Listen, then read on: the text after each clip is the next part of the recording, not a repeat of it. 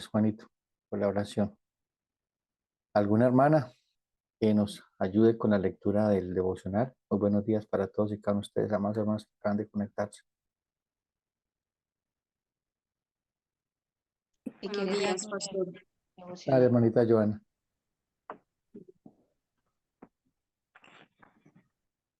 El Salvador dormido. Jesús estaba en la popa, durmiendo sobre una almohadilla. Entonces lo despertaron y le dijeron: Maestro, ¿no te importa que perezcamos? Jesús se levantó, reprendió al viento y dijo al mar: Cálmate, sosiégate. Marcos 4, del 38 al 39. Ponte en los zapatos de los discípulos mientras navegaban por aquel mar tormentoso, y Jesús dormía en la popa del bote. Varios de ellos eran pescadores experimentados y entendían que se enfrentaban a la posibilidad real de ahogarse, y sin embargo su maestro parecía haberlos abandonado, ya que se encontraba profundamente dormido. El simple hecho de que Jesús tuviera necesidad de dormir revela que tenía un cuerpo humano real que conocía los sentimientos de fatiga, sed y hambre. Él había experimentado de primera mano las debilidades del cuerpo. Incluso se tomó la molestia de encontrar una almohadilla para dormir, lo que nos muestra que también podía sentir incomodidad. Aquel que había creado el universo pudo haber convertido la madera en la que estaba recostado en una sustancia mucho más cómoda para descansar, pero en cambio el Señor de Gloria colocó su cabeza en una almohada, igual que tú y que yo.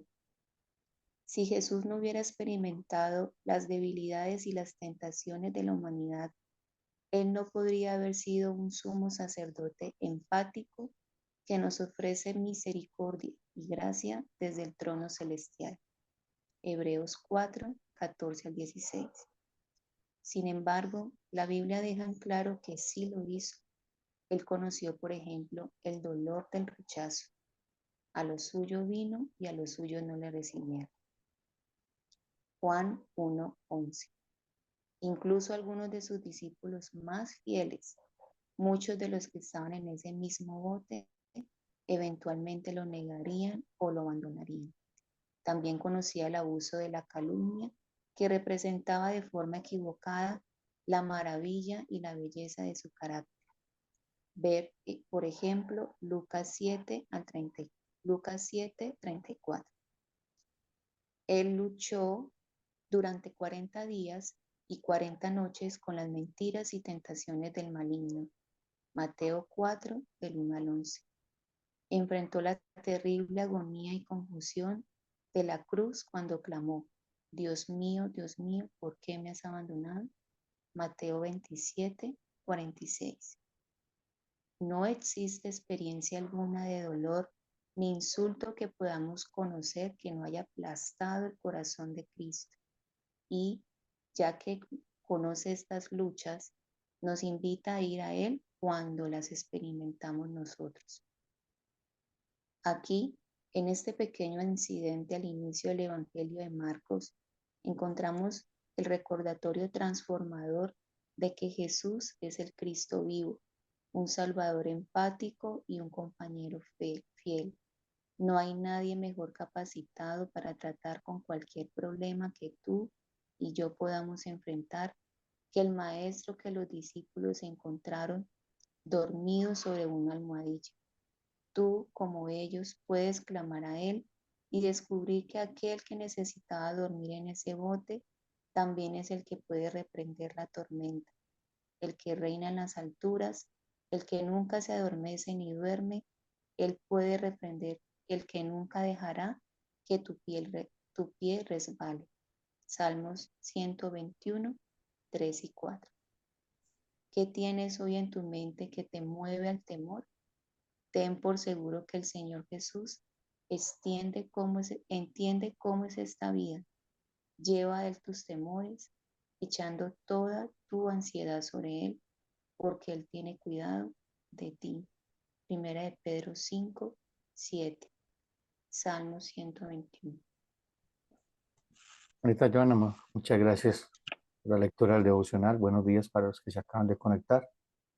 El devocional de verdad que va a ser muy, muy reconfortante, va a ser un refrigerio para nuestra alma, de saber que, perdón, de saber de que nuestro Salvador, nuestro Señor, aparte de ser Señor de las tormentas, Él vivió las más grandes tormentas que puede haber vivido un ser humano y en todas ellas salió victorioso, porque la mano de Dios siempre le sostuvo. No nos olvidemos de que Jesús también fue 100% hombre, fue tentado en todo, mas no pecó. Él se identifica con nosotros, Él es empático con nuestro dolor, es empático con nuestro temor, es empático con nuestras luchas. Él sabe el dolor del pecado, lo vivió en su propio cuerpo, sufrió hasta la muerte, combatió el pecado hasta la muerte y muerte de cruz. Entonces tenemos que entender, el primer punto hoy es que el Señor está con nosotros en el barco de nuestra vida. No importa la tormenta que estemos pasando, Él está en control. El Evangelio de Marcos, la idea principal del Evangelio de Marcos es mostrar a Jesucristo como el Rey que se hace siervo y da su bien rescate por muchos. Él se hizo como uno de nosotros. Y como leíamos en el devocional, estuvo cansado, tuvo sueño, buscó dónde descansar. Pero la historia de hoy es impactante porque está descansando en medio de una tormenta. Nos está enseñando que podemos descansar en medio de la tormenta, porque Él está en control. Y vamos a ver acerca de la soberanía de Dios. Dios siempre está en control y usará en su providencia tormentas en nuestra vida para llevarnos a ver su gloria, para llevarnos a ver y a entender quién Él es. Él es Dios. Es de las cosas que vamos a aprender en el Evangelio de Marcos. Jesús se enfocó en el Evangelio de Marcos también a mostrar quién era Él. Entonces van a ver en el devocional que vamos a leer hoy en el texto que al final de la historia los discípulos dicen, pero ¿quién es este hombre? Que aún las tormentas se someten a Él. Entonces, el Evangelio de Marcos es muy valioso, como todos los evangelios, para entender la grandeza de quién es Dios. Leamos Marcos 4:35 al 41. Aquel día, cuando llegó la noche, les dijo, pasemos al otro lado. Y despidiendo a la multitud, le tomaron como estaba, en la barca, y había también con él otras barcas. Pero se levantó una gran tempestad de viento y echaba las olas en la barca, de tal manera que ya se anegaba. Y él estaba en la popa, durmiendo sobre un cabezal. Y le despertaron y le dijeron, Maestro, ¿no tienes cuidado que perecemos? Y levantándose reprendió el viento y dijo al mar, Calla, enmudece. Y cesó el viento y se hizo grande bonanza. Y les dijo, ¿por qué estáis así de amedrentados? ¿Cómo no tenéis fe? Entonces temieron con gran temor y se decían el uno al otro, ¿quién es este que aún el viento y el mar le obedecen? Impactante este texto del día de hoy. Debe impactar nuestra vida, debe impactar nuestro corazón, que realmente nosotros sabemos quién es este hombre, el Hijo del Dios Altísimo, Dios mismo ha visitado nuestra vida y está en control de nuestra vida, le pertenece. Él pagó por ella en la cruz. Es por eso que nada y nadie nos podrá separar del amor de Dios que es en Cristo Jesús, Dios nuestro. Estamos en las manos del Creador, estamos en las manos de Dios y nos ve como hijos. Ya no somos hijos de ira, sino hijos de Dios. Charles Spurgeon dijo acerca del valor de las pruebas: la mayoría de las grandes verdades de Dios tienen que ser aprendidas por medio de las pruebas. Deben ser marcadas a fuego en nosotros por el acero al rojo de las dificultades. De otra forma, no las recibiríamos verdaderamente. Lo dijo Charles Spurgeon. Otro hombre de Dios dijo, los golpes de la adversidad son muy amargos, pero nunca son estériles. Todo obra para bien para los que amamos al Señor. Toda tormenta que se le ha entrado en tu vida, créame, que ha sido dirigida y orquestada por Dios. Hay tormentas en nuestra vida generadas por nosotros mismos, claro que sí. Y aún así Dios en su infinita misericordia, Él está con nosotros. Porque es un Dios compasivo, es un Dios de amor. Dios es amor y está con nosotros. No sé si ustedes recuerdan la tormenta del rey David. Aún a pesar de que esa tormenta fue generada por él, Dios le sustentó, Dios le consoló, Dios le animó. Entonces, algo que tenemos claro y debemos tener en mente por el Evangelio según Marcos, es que Cristo estaba enfocado en que ellos estuvieran completamente seguros quién era Él y todo lo que podía hacer, pues Él es Dios y era Dios y sigue siendo Dios. Él no ha cambiado. El Señor Jesucristo que estaba en esa tormenta, en la barca con sus discípulos, es el mismo que está contigo hoy en tu vida, con tu familia, guiando tus pasos, callando las tormentas y guiando el barco de tu vida en medio de las tormentas y te llevará a puerto seguro. Tengamos eso siempre en mente. Después de que el Señor Jesucristo habla una serie de parábolas, vienen 4 milagros que demostrarían la soberanía y el poder del Señor. Hermanos, la soberanía de Dios debe ser una firme ancla en nuestra alma en medio de las tormentas, de saber de que Dios está en control, de que nada ha pasado fuera de su voluntad y que en la providencia divina de acontecimientos, situaciones, enfermedades, crisis familiares, crisis económica, lo que estés pasando en tu vida, vuelvo y te recuerdo, Dios está en control. Esa es nuestra firme ancla, que Dios está en control y que Él empezó una buena obra en nosotros. Y que dentro de esa buena obra, como la está perfeccionando, puede usar tormentas que aparecen en tu vida de la noche a la mañana. El mar de Galilea es un mar que se encuentra como a 423 metros bajo el nivel del mar. Entonces, las tormentas aparecen en un instante. Puede ser un día soleado y en un momento aparece una gran tormenta. A veces nuestra vida puede estar así, en perfecta calma. Todo va bien según nuestros ojos, pero no según Dios. Y Dios levanta tormentas en nuestra vida. Nuestra fe tiene que ser probada. Entonces, en esta serie de milagros, comprueban que Dios era un Dios sanador. Los que vimos adelante, es un Dios todopoderoso. Es un Dios que tiene control de los elementos, de las tormentas. Desembarcan al atardecer. El ministerio de Jesús fue muy popular. Por tanto, el trabajo era arduo. Constantemente donde Jesús iba lo estaban esperando grandes multitudes y estaba cansado. Cuando llega a la barca está cansado, como leíamos en el devocional, Jesús también sintió cansancio, buscó dónde dormir, tuvo sueño. Entonces no es de extrañar que Jesús estuviera realmente agotado, rendido físicamente. Así que sus discípulos le tomaron como estaba para ir al otro lado del lago del mar de Galilea. ¿Con qué? ¿Con qué finalidad? De descansar del bullicio de la multitud. Y les dijo de una orden, pasemos al otro lado. En el verbo que usa es un imperativo, es decir, es una orden, pasemos al otro lado. Algo que tenemos que tener claro es que los discípulos, la gran mayoría eran pescadores. Muchos de ellos fueron reclutados ahí en el mar de Galilea. Muchos de ellos han experimentados en tormenta. Pero esta tormenta les limitó su capacidad de solucionar problemas. Hay momentos en nuestra vida que, aunque creamos que podemos tener el control y que podemos solucionar las cosas, se salen de nuestras manos porque no somos Dios.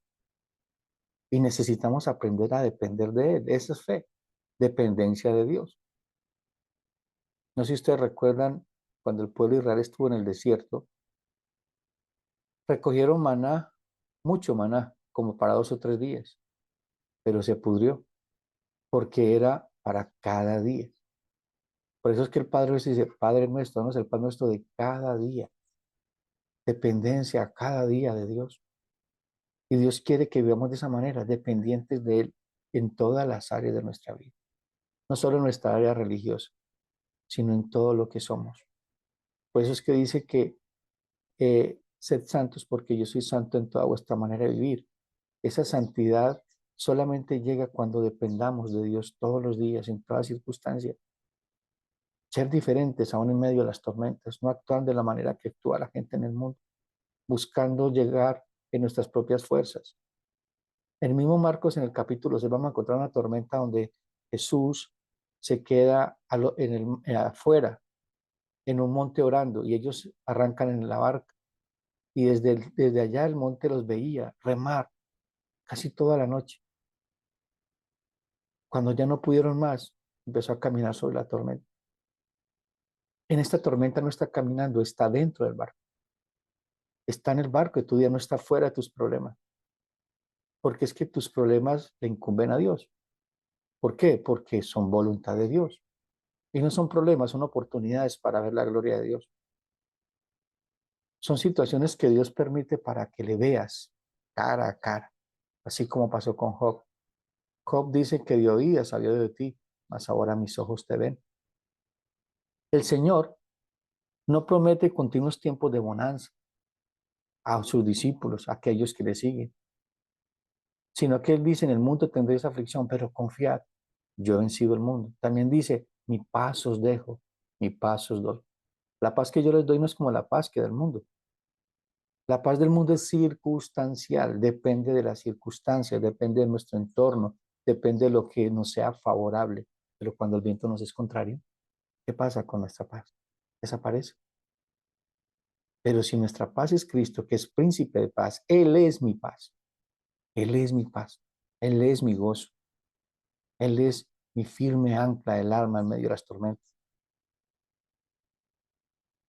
En Filipenses 1:6 dice, estando persuadido de esto, de que el que comenzó en vosotros la buena obra, la perfeccionará hasta el día de Jesucristo. Dios está involucrado personalmente en tu salvación, porque Él es un Dios personal. Dice que nos llama por nuestro nombre. Por eso es que somos más que vencedores.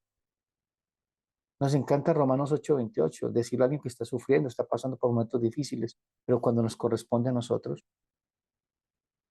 En la Reina Valera dice, y sabemos que a los que aman a Dios todas las cosas ayudan a bien. En la NTVI dice, y Dios dispone. Y me puse a investigar. Y en esa palabra original dice que Dios dispone, sustenta, guía, conforme a su propósito. Por eso es que cada prueba, cada tormenta, cada circunstancia de tu vida, Dios la está dirigiendo. Entonces, si Dios la está dirigiendo, es imposible que tú naufragues. Es imposible que naufragues en medio de la tormenta, porque entonces Dios no sería Dios. Él te llevará a puerto seguro. Aunque haya momentos, noches oscuras de nuestra alma, aunque pensemos de que estamos solos, porque mire que en la historia dice que el Señor estaba dormido y lo despierta y dice, levántate que perecemos, ¿no tienes cuidado de nosotros? Dios cuida de ti, aunque parezca que esté dormido, aunque parezca que no esté en tu vida, Él está allí, Él está presente, Él está presente, Él está comprometido con tu salvación, de principio a fin.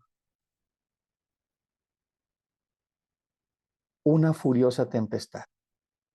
Una fuerte tempestad se levantó y las olas se precipitaban dentro de la barca, de modo que la barca ya estaba anegada, pero él estaba en la popa sobre el cabezal durmiendo.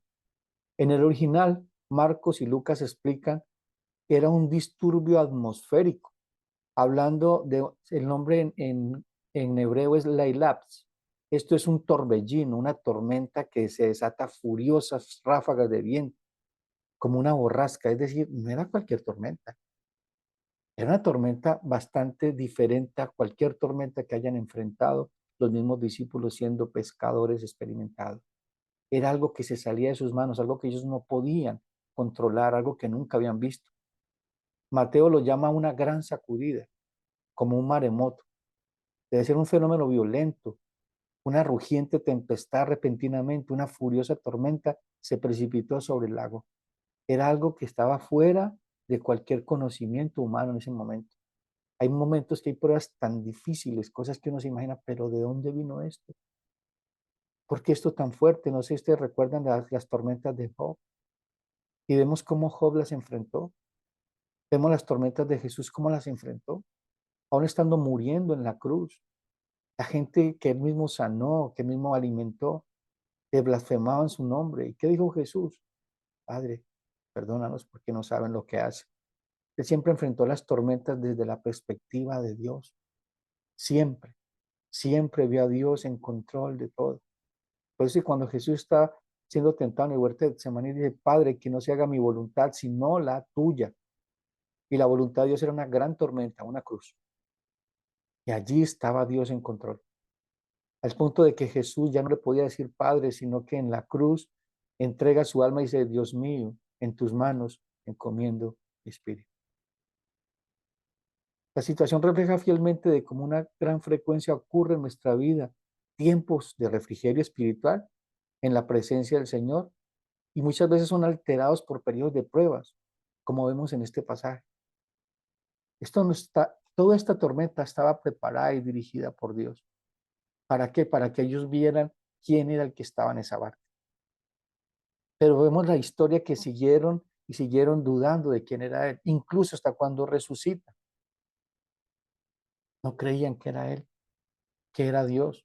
Incluso Jesús les recrimina su incredulidad y dureza de corazón. Así somos nosotros, mis amados hermanos. No somos diferentes a los discípulos frente a nuestra fe débil. No es que no tuvieran fe, hemos aprendido. Todos tenemos una medida de fe, pero a veces somos débiles en la fe porque estamos mirando las tormentas, estamos mirando las circunstancias, estamos preguntando por qué esto, no, para qué esto, como nos enseña nuestra hermana Alejandra. Podemos estar seguros de que Cristo sabía de que se iba a levantar una terrible tempestad, pero sin embargo, les hizo cruzar el mar en este momento. ¿Por qué lo hizo si Jesús sabía que se iba a levantar esa tormenta? Porque las situaciones prácticas de nuestra vida se viven es experimentando, viviendo, no solamente escuchando. Podemos escuchar el Evangelio, otra cosa es vivir el Evangelio.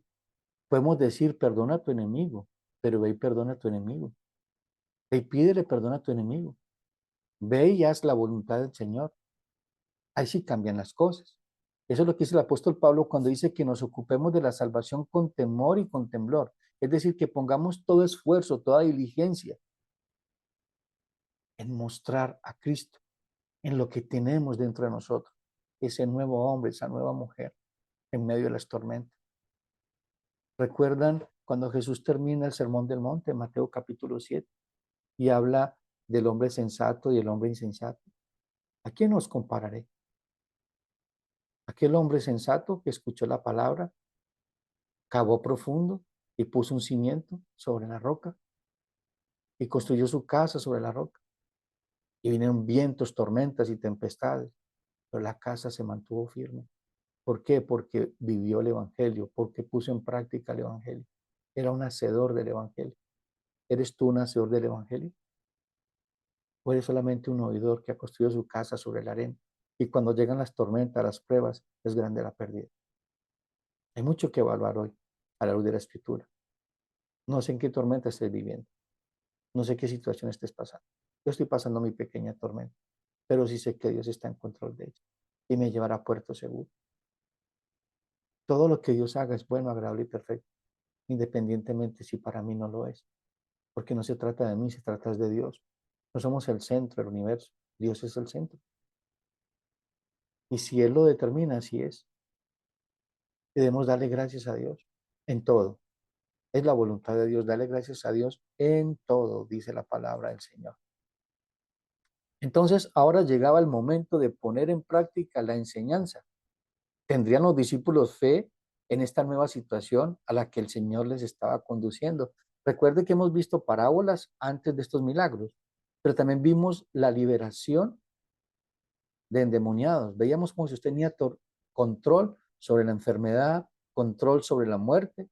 Ahí tenemos control sobre las tormentas. Hay una gran diferencia para enfrentar las tormentas.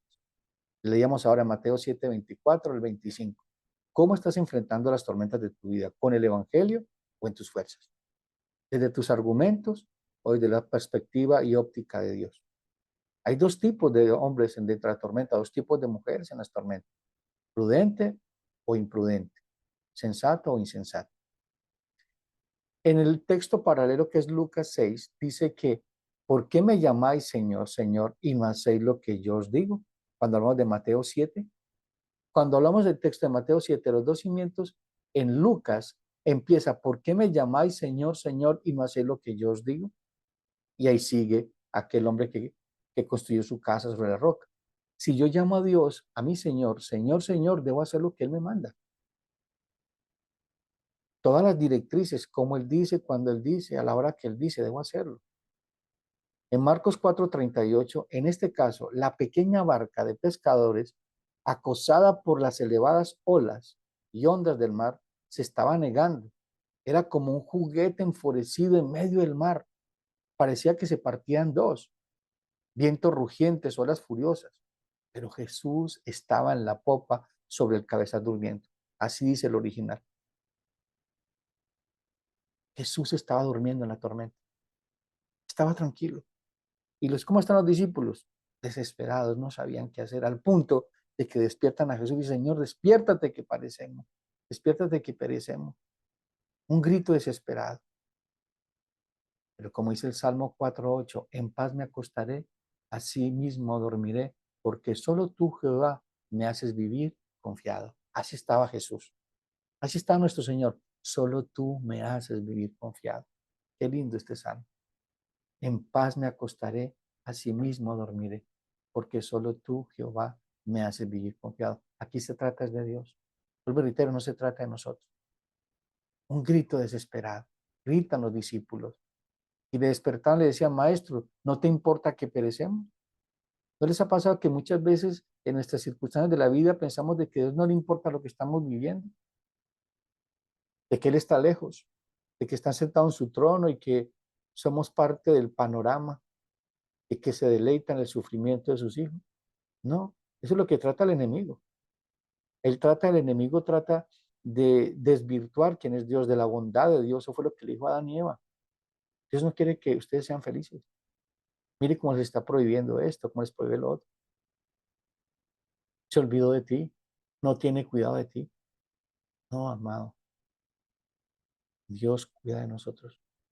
Él dice que nos sostiene con la diestra de su justicia. En Isaías dice que estamos esculpidos en la mano de Dios. Dice, ¿podrá una madre olvidarse de sus hijos? Quizás no, pero él dice, yo no me olvidaré de ustedes. Te tengo esculpida en la palma de mi mano, porque allí está la herida de nuestro Señor Jesucristo. Y esa herida demuestra cuánto nos ama. Dice la Escritura, si nosotros siendo malos, siendo pecadores, Cristo murió por nosotros en la cruz, cuánto más ahora que hemos sido redimidos por la sangre del Cordero, nos dará juntamente con él todas las cosas, dice la Escritura.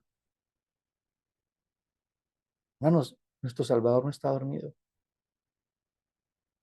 Nuestro Salvador no está en la tumba. Él ha resucitado y está sentado a la diestra del Padre e intercede por ti y por mí. Él es mi sumo sacerdote. Él tiene compasión de nosotros. Por eso podemos acercarnos confiadamente al trono de la gracia. ¿Por qué? Porque Él abrió ese velo. Él pasó por nosotros. Él rompió ese velo. Él está en la presencia de nuestro Santo Dios e intercede por ti y por mí. Tiene cuidado de ti, tiene cuidado de mí. Debo creer eso, amado hermano. Así esté la tormenta más grande que estés viviendo. Mi Dios está conmigo y Él me hace vivir confiado. Esta fe tiene que ser fortalecida en medio de las pruebas. Para eso son. Según Mateo, la llamada angustiosa a los discípulos despertó a Jesús, quien les dijo, ¿por qué tenéis miedo, hombres de poca fe? En Mateo no dice que estaban sin fe, tienen poca fe, reitero, una fe debilitada. Jesús no estaba asustado, al contrario, se hallaba en pleno control de la tempestad, aun cuando los vientos aún rugían y las aguas estaban entrando en la barca. El Señor mostraba su poder y dominio sobre las circunstancias. Él es el Señor de las circunstancias. Les dijo, ¿cómo no tenéis fe? Es decir, casi nada de fe o ninguna fe se haya puesto en práctica. Hermano, la fe es para ponerla en práctica. Y cuando llegan las tormentas y las pruebas, para eso es la fe. No para decir que solamente creo, sino para decir, en ti confío, Señor. En ti espero. De ti dependo. Moisés dijo que se sostuvo como viendo el invisible en medio del desierto. Moisés se sostuvo como viendo el invisible. Si usted mira la historia de los grandes hombres de Dios, o no grandes hombres de Dios, pequeños hombres de Dios con un Dios grande. Moisés, David, Jefte, Barak, Esther, Ruth, mujeres que confiaron en Dios, hombres que confiaron en Dios. Vamos a la Galería de la Fe, Hebreos 11, y leámosla y recordemos. Incluso muchos de ellos no recibieron lo que les prometieron de este lado de la eternidad, sino la eternidad venidera. Los saludaron desde lejos. Y aún así sus tormentas daban gloria a Dios. Muchos de ellos no conservaron su vida. La entregaron como una ofrenda a Dios y partieron creyendo y confiando en el Señor y fueron recibidos en gloria. Pero la pregunta hoy es, ¿Dios es el Dios de tu tormenta? ¿Realmente puedes decir, el Señor está conmigo? Las tribulaciones y las pruebas de la vida nos muestran nuestra inutilidad e incapacidad, aún en aquellos que pensamos que estamos en control o tenemos que pensar de que dominamos bien. El tiempo de espera en la prueba siempre tiene como propósito liberarnos de nosotros mismos. Les leo de nuevo. El tiempo de espera en la prueba siempre tiene como propósito liberarnos de nosotros mismos. En 1 Corintios 1, 8 al 9, el apóstol Pablo escribe, porque hermanos, no queremos que ignoréis acerca de nuestra tribulación que nos ha sobrevenido en Asia, pues fuimos abrumados sobremanera más allá de nuestras fuerzas, de tal modo que aún perdíamos la esperanza de conservar la vida. Pero tuvimos en nosotros mismos sentencia de muerte, para que no confiásemos en nosotros mismos, sino en Dios, que resucita a los muertos. Hay momentos que llegan en tu vida así de esa manera, que aún crees que vas a perder la vida, que los médicos tienen la última palabra. No, la última palabra tienes Dios. Siempre Dios está en control. Y como dice nuestro hermano Alejandro, ya vamos aterrizando. Un asombroso milagro. Y se levantó y reprendió el viento y dijo al mar, calla, soségate o enmudece o cálmate. Entonces el viento se calmó y sobrevino una gran calma, una gran bonanza. Una sola palabra y se detuvo la tormenta. Una sola palabra tuya bastará para sanarme. Una sola palabra tuya, amado Señor, bastará para consolarme, para animarme, para levantarme. Jesús reprendió, es decir, ordenó al viento y dijo, mar, calla, enmudece, o sea, amordazado. Aquí algo importante. Cuando dice sea amordazado, está diciendo en el verbo enmudece, se usaba casi como un término técnico para desposeer a un demonio, es decir, para liberar. Probablemente esta tormenta fue levantada por el enemigo, probablemente, no podemos asegurarlo, pero el enemigo quería destruir la vida de Jesús, quería destruir la vida de sus discípulos. Hay tormentas que Dios permite que el enemigo levante, como lo hizo con Job. Dios le permitió al enemigo levantar tormentas en la vida de Job, pero Dios estaba en control. Dios siempre estuvo en control. Puede pasar eso en tu vida. Dios mismo estaba en la barca, pues Él es quien gobierna la naturaleza. Reprendió al viento y el viento se detuvo, se calmó. Es lo que dice el Salmo 107, 28, 30. Entonces claman a Jehová en su angustia, que los libra de sus aflicciones, cambia las tempestades en sosiego y se apaciguan sus ondas. Luego se alegran porque se apaciguaron. Así los guía al puerto que deseaban. Salmo 107, 28, 30. Ese es nuestro Dios. Luego el Señor les dice cariñosamente, como un reproche, ¿por qué estáis amedrantados? ¿Cómo no tenéis fe? Lo que Jesús realmente les dijo fue, no tenéis fe, era hombres de poca fe, es decir, hombres demasiado tímidos como para descansar o demasiado nerviosos como para descansar en el consuelo y la confianza que debían tener en Dios. Así nos podemos sentir así, amados hermanos. Hermanos, nuestra fe está puesta ahí. No es nuestra, es del Señor. Es una medida de fe y que da frutos al 30, al 60, al 100 por uno. Hay tres medidas. ¿Cómo está tu corazón frente a Dios? ¿Realmente Dios es tu Dios? ¿O el Dios de tu vida son las cosas del mundo? Porque el mundo es intangible, perdón, el mundo es circunstancial. Hoy tienes, mañana no tienes. Esta vida no puede ser como una montaña rusa. Siempre vamos de gloria en gloria, dice la Escritura. Es decir, vamos en aumento, vamos creciendo. Y esas pruebas, esas tormentas tienen propósito hacerte crecer en la fe, llevarte a ser más como Cristo. ¿Cuál fue el efecto de este milagro al final de la historia? Entonces temieron con gran temor. Mire, temieron con gran temor, parece una redundancia, pero es con un extremo temor. Tuvieron más miedo de lo que hizo Jesús que la misma tormenta. ¿Por qué? Porque estaban delante de Dios. Y se decían uno al otro, ¿quién es este que aún el viento y el mar le obedecen? Ellos estaban espantados a causa de todo lo que Jesús había revelado con relación a sí mismo, pero probablemente más a causa del poder que había manifestado a aquellos hombres. Temieron en gran temor. Dice Marco literalmente, el espanto que aquí se menciona era una combinación entre temor y reverencia. Como dice el apóstol Pablo, ocúpense de la salvación como con temor y reverencia, porque es que la salvación es de Jehová. El Señor nos ha salvado. El precio de esa salvación es Cristo. Y vuelvo y reitero, si Dios dio a su único hijo para salvarte, ¿cómo no te ayudará en la tormenta que estás viviendo? Si esa tormenta está orquestada para que llegues a ser como el Señor Jesucristo. Amado hermano, amada hermana, reflexionemos en eso.